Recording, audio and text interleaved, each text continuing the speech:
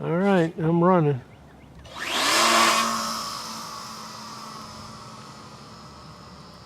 What's up, everybody? Jason Cole here with RCGroups.com, and I've got an amazing airplane to show you today. It's the Jim Aero Neutrino F5J model, and this thing is awesome. You can pick it up at Soaring USA for $1899.95, and it is purpose built for F5J competitions. Alright, one thing to keep in mind for this review is this is an early model and it's considered to be a strong, windy model. It came out to a little over 52 ounces all up. Now, full-on production versions of the Standard and Light are going to be coming in around 41 to 43 ounces. So for you weight watchers out there, it's going to be right in line and competitive with other models. Now, we do call this a 4-meter class sailplane. It's got a 155.5-inch wingspan. 1,227.6 square inches of wing area.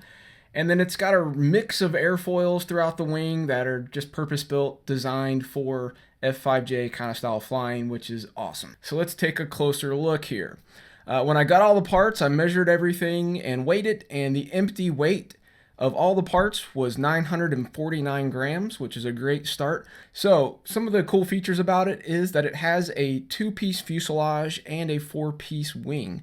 So that allows it to be really easy to break down, transport, fit in your box or bag, and take it with you on an airliner, travel with it. So it's going to be really great for that. It's 4 bolts for the wing, 2 for the horizontal stabilizer, and the vertical just slides on into place and you can lock it down with tape. So really easy to put together, just takes a couple of minutes. But let's talk about some of the components that we used. I bought most of the gear from Soaring USA, and we did have a couple of sponsors for this review. So MKS Servos, thanks to those guys for providing the servos, and Castle Creations for providing the speed controller. Let's go ahead and talk about what we use. So Soaring USA has this new for kind of spring 2019, the new motor. It's an 1102 with the gearbox. It's kind of designed for F5J planes. It's really a nice fit for this model. We are using a Castle Creations Edge Light 50 for the speed controller, and we're using all MKS HV6100s all around. It's 6 servos, 4 for the wing, 2 for the tail. And we do have the bearing servo frames for all the wing servos that I'm using. We've got a GM 15x8 folding prop with their 32 millimeter spinner. And I'm using my Jetty R9 and R3 receivers. And for flight packs, I'm running the Tattoo 3S 850 milliamp hour packs, 75C. Plenty of output power for this thing. I was getting about a solid minute of motor run time, so that's good for at least 2 competition launches. And I actually decided to use a separate receiver pack instead of a BEC. So I'm running an E-Flight 2S 800 milliamp hour battery straight to the receiver and servos. It's all HV, so they can handle the straight 2S battery voltage.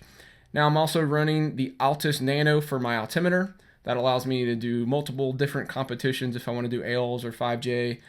So it's great for that. It's got the little readout digital display there, nice and small and light. Alright, so on the build out, I'm not going to take too much time for that in this video because I do have a full build thread online at rcgroups.com. I'll have that link in the description so you can go check that out. It's got great documentation, lots of photos, shows you how I built the airplane. Now, I did go through after the build thread, rearrange some components, change out some wiring harnesses. I originally used some heavier wire. Ended up, at the end of the day, all up weight being 1,494 grams is my final flying weight. So really happy with that. At this weight, this thing flies amazing. So let's go ahead and get into the flying portion of this review, and I'll have some video here showing it flying so you can see.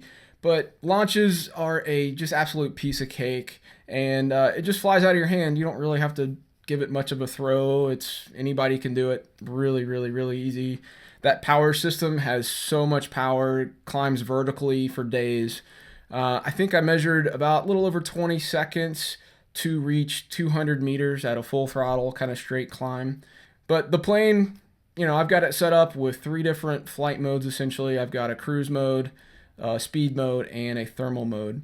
Now in cruise mode, it still moves around really great. It's really efficient. The glide path just it flies like a DLG to me. I'm kind of an F3K guy coming from discus launch gliders, and this thing floats and feels like a discus launch glider to me.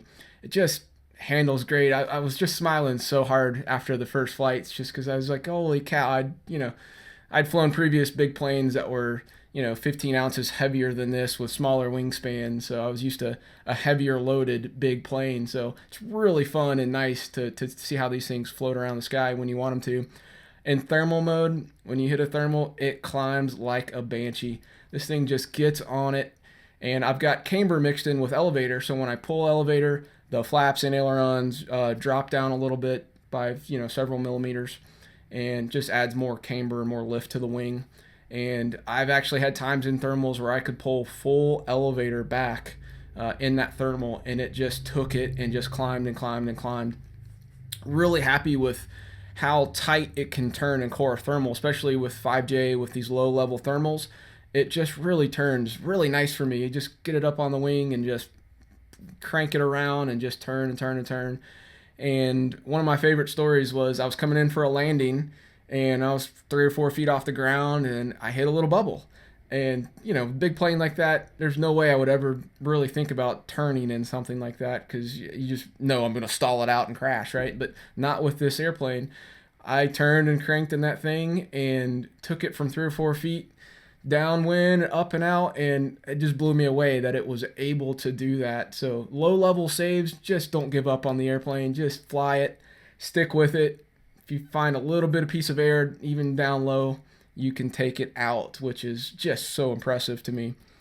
Speed mode, this thing really moves. It gets on it, allows you to get out of some bad air and get to where you want to be. So I actually did go out and fly it in like 10 to 15 mile per hour winds and was able to move around the sky. I didn't put ballast in yet, so I was getting bounced around slightly, but I was still able to penetrate, so I didn't feel like I was going to be in trouble or needed to add lead or I'm just going to land out. So I was really happy with its ability to both fly really slow in thermal mode, minimum sync, and then fly really fast too when you need to get somewhere.